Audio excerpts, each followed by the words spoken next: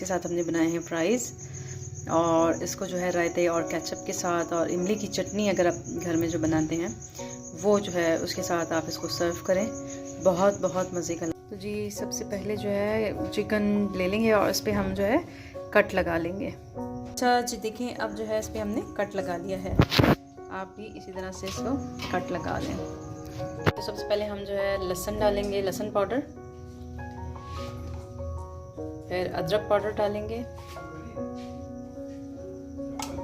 डाल देंगे टिक्का मसाला। तो जी हमने टिक्का मसाला डाला है और अब हम लहसुन पाउडर डाल रहे हैं। तो जी अब हम इसमें डाल देंगे सिरका।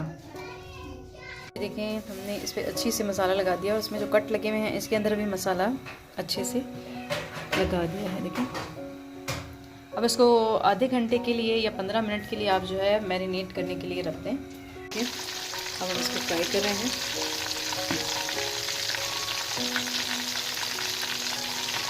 और आप अपने घर में ज़रूर बनाइएगा। इसके साथ हमने बनाए हैं फ्राइज़ और इसको जो है रायते और केचप के साथ और इमली की चटनी अगर आप घर में जो बनाते हैं वो जो है उसके साथ आप इसको सर्व करें, बहुत बहुत मज़े का लगेगा। उम्मीद है आज की रेसिपी आपको बहुत पसंद आई होगी। नेक्स्ट रेसिपी तक के लिए अल्लाह हाफ़िज़।